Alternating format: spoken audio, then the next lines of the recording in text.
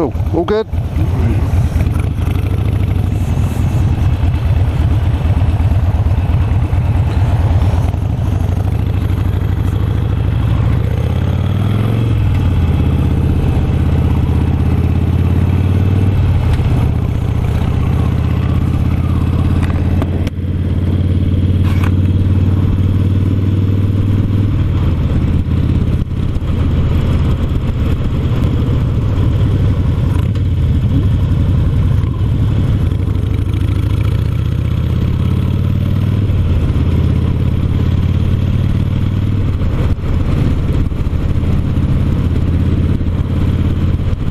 So we're just leaving Shaftesbury now on the A350 heading south down towards Blandford, and then we'll round the Blandford Ring Road and head on down towards Tank Museum. Like I say, nice lovely weather, a few fluffy clouds about, but it's looking all good. There's a bit of Blackmore Vale for you.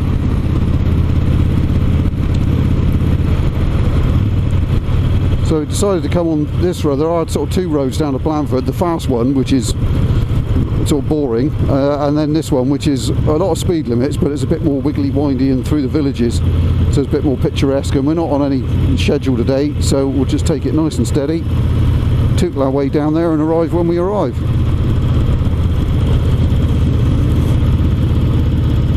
So I said I'd have a chat through all the kind of gear that I've got, and I guess I'll start off at the top and work my way down. It'll probably be the easiest way.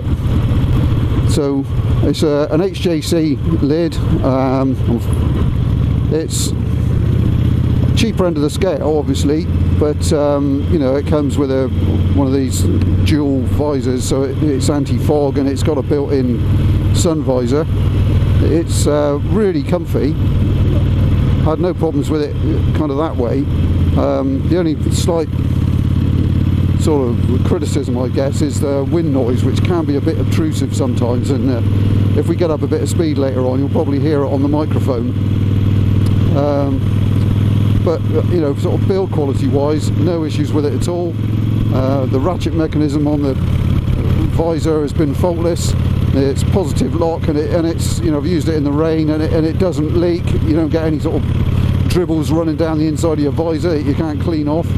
The ventilation is really good. It's got a vent on the top and a chin vent, you know, so you get plenty of fresh air flow through.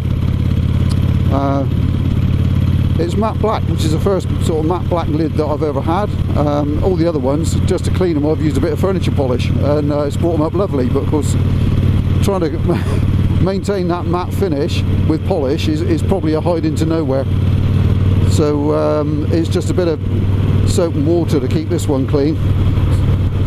Similarly with the visor, it's you know, just a bit of soapy water helps stop it fogging up, and gets rid of the bug splats good enough.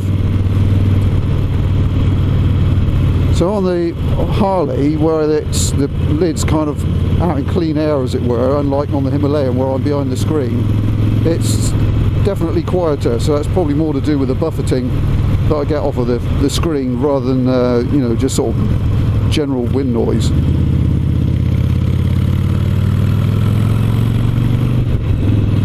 Rory's still behind us. So let's pop the lid. There we go. So I guess the next thing on the way down is the jacket, which is it's a Merlin jacket. So it's I'm not sure if they're British made, but you know, they're at least British designed, I think. Well, again, I've had it for about a year. Took it touring, well, more than a year actually, because this time last year I took it with me touring to France, and I went around the West Country with it, and it's held up really well. You know, the stitching's been fine. Every time I've been out in the rain, it's been waterproof. And during the winter and all sort of autumn months, it is really warm, which, you know, depending on the time of the year, is either really good or really bad. And even today, you know, it's about 60 degrees out, so it's not a super warm day, but this is kind of the limit of where you'd want to be wearing this jacket. Any warmer than that and it just turns into a sweat box. So you know, it's kind of at the budget end of the sort of touring, I guess you'd call it, type jacket. So there's no removable liner, and the lining is really good, really warm, as I said, and there's no vents. So if you want a bit of cold airflow, you just need to leave your sleeves open like that, and the air rushes up into your armpits, which is quite nice. You know, it's got a inside fully lined waterproof pocket for your wallet and bits and bobs and phone and everything that you don't want to get wet. It's got a really huge additional inside pocket, which you can fit all sorts in. You know, it's massive. It's big enough to get, well, at the moment I've got the sunglasses, spare GoPro batteries, extra cable ties for the GoPro, my wallet, my phone and everything else, all in the jacket, all fitted around all the different pockets inside. And then you've got two waist pockets, which, although they've never leaked, I wouldn't like to guarantee that they're kind of waterproof, you know, so I generally only put keys and stuff like that in there. That it doesn't matter if they get wet, you know. So would I recommend the jacket? Yeah, I think so, you know, but you just need to be aware of its kind of limitations, and like I said, it is a budget one. You know, it's not expensive compared to some of the other jackets that are on the market. So yeah, it's good quality and well made, but it's got its kind of limits, you know. If you're an all-year rider, it'd definitely do you through the autumn, winter and early spring, but summertime you'd be suffering, you know, you'd be drinking lots and sweating buckets. So you definitely need a summertime sort of jacket to supplement it.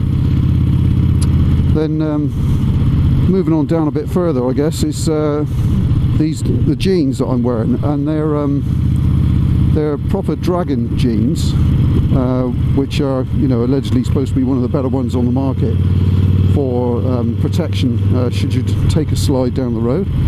There's an opportune van pulling across. You know, they've got built-in knee armour and the anti abrasion sort of lining, which goes down to just below your knees. They've got a space in there to put hip armour in as well, which they don't come with actually, but you know, you can buy that relatively cheaply aftermarket and put it in should you want it. Comfort wise, to wear them as like a pair of jeans to walk around in, brilliant. You know, although they're quite heavy, the denim is quite lightweight, and it's a stretch fit, so you know, you can walk around. They adjust to you bending over and sitting on the bike and getting off and all the other sort of usual things you do while you're riding. So I've got no complaints there. Comes with, you know, two sort of back pockets, change pocket and two front pockets. It just looks like a regular pair of jeans.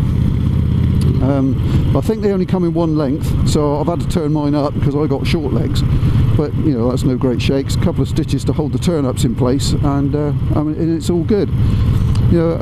And for riding in the summer, this sort of temperature, it's just right. Once you get up into the 80s, you know, nothing's going to work, so you know, you're going to be hot no matter what.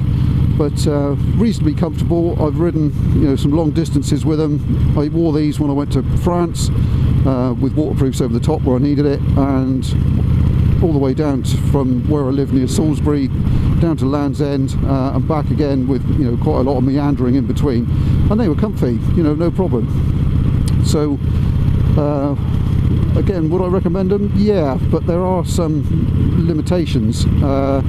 You know, one of the biggest things for me was the belt loops. There are only 5, and they are well spaced out, so the jeans tend to sag out of your belt, and it doesn't sound like any great shakes, but after a while that becomes uncomfortable, and it means you're constantly fiddling around every time you stop trying to get the damn things back up. So I got my sister, who's a bit of a seamstress, to put some extra belt loops on them for me, which has transformed the way they kind of hold up around your waist. So that's the only minor niggle really I've had with them. Like I say, they're comfortable for a long day in the saddle, and you know, it just looks like you're wearing pretty much a regular pair of jeans. Obviously, you got your knees are slightly enhanced with the armour, but as for the rest of the fit, no, it's pretty good. So, look, huge pothole there. So yeah, I'd recommend them. They're a worthwhile investment. They're not the cheapest, certainly not the most expensive, but they are pretty comfortable, and they're made by people who ride bikes, you know, so they kind of understand what, you know, what your average biker's after. So moving on down to your feet, these the boots that I've got, they're made by an Italian firm. They're a proper bike boot, so they've got, you know, an armoured toe both sides, so you can see that there, and they've got a zip which fits you know, up the inside of your ankle, as it were, to open the boots up to get them on and off, and they're also lace up as well. And you do need to use the zip and the laces to get the things on and off. You can't just work the laces or the zip. It's got to be a combination of both. But having said that, you know, you can get them on and off pretty quick. They're not as quick as a pair of sort of more racing style boots, you know, which have just got like a Velcro fastening or something like that. But they just look like a regular boot, which I quite like. You know, they're reasonably high leg, come up, you know, about a third of the way up your shin, I guess. And so far they've been waterproof. They are really comfortable, really comfortable. They almost feel more like a walking boot kind of thing, and they're quite lightweight. You definitely know you're not wearing a pair of clumpy old steel toe caps or old para boots or something like that. They are really pliable. You could do a lot of walking in these comfortably. I'm not sure quite how they'd stand up to it, but yeah, you could. I mean, I've spent a week basically living in them, and no problems at all. Walking around towns, walking around museums, you know, interspersed with quite a bit of bike riding, no problem at all. So I definitely recommend them. Oh, and the make, by the way, they're Spada. So again, they're not the most expensive, so they're kind of a mid-range price-wise. But yeah, I'd definitely recommend them. Really comfortable and well lined. You know, they've got a waterproof lining, so I've never had any trouble with them leaking. Just treat the leather to keep it nice and supple, and yeah, it's all good. So I guess the only bit that's left really is these gloves, which I got. I know I kind of jumped back into the middle bit now, haven't I, rather than doing head to toe, but never mind. So had a really hot spot at the beginning of the summer, and my old gauntlets were just, you know, way too hot, so I wanted a pair of summer gloves. Didn't have a lot of money at the time, and decided, you know, after trawling through eBay and Amazon and everything else, saw these gloves which had a reasonably good review, so I thought, you know, I'll give them a try. I think they were £12, which, you know, the alarm bells were kind of ringing, because for a motorcycle glove that is stupidly cheap, you know, so I wasn't really expecting too much. But after seeing all the reviews, and quite a bit of them by guys who rode bikes, you know, so I thought I'd give them a try. And I have to say, for what they cost and you know, the level of comfort, I can't knock them. They're not waterproof by any stretch of the imagination. I've never been caught out in the rain, but you can tell by looking at them they are not waterproof. You know, they're a kind of textile sort of material with a palm, and which I'll show you when we get out of this wiggly bit. The palms have got some sort of leather effect kind of material on them, but certainly not leather. So you know, there's no kind of maintenance with them. You don't need to treat them or put a dubbing on them or anything like that. Let's get through the wiggly bits. But they've got a really good Velcro strap which secures around the wrist, so there's absolutely no chance of them coming off. And as an added bonus, you can still work your phone. So they've got one of the, you know, the tactile, what do they call it, finger sort of pads. Not that I've got the phone mounted at the moment, so I can't really show you, you know, them working. But both hands, they've got these tactile bits on these two fingers, so you can operate your phone no problem, and the thumb. They have got armoured knuckles, I'm not quite sure, you know, I wouldn't want to try them out too on a too serious a slide down the road, but as a pair of summer gloves, I've got no complaints really.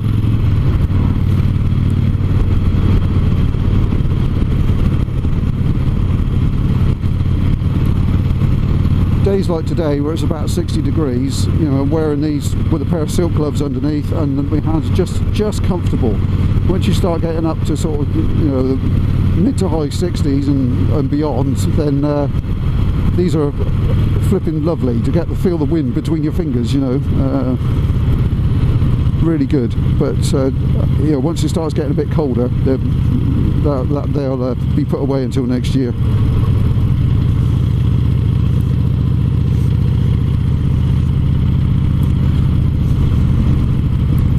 So that's kind of it on the gear front, certainly as far as what I'm wearing today anyway. So I'll just kind of sit back, shut up now, and let you enjoy the scenery on the way down.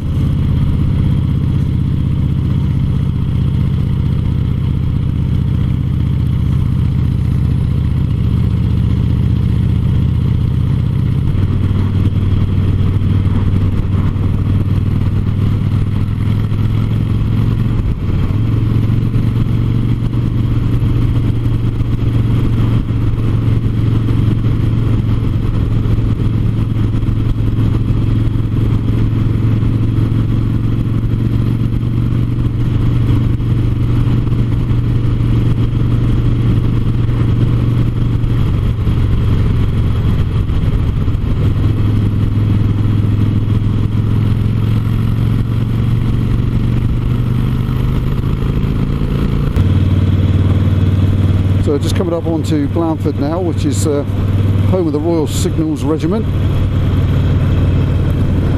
So there's a huge camp just up on the hills above Blandford, and like I say, it's the home of the Royal Signals Regiment. There's a museum there, which I must admit I've never been around. There's all that wiggly amp stuff. Just doesn't appeal to me as much as the kind of heavy engineering that we're going to see today.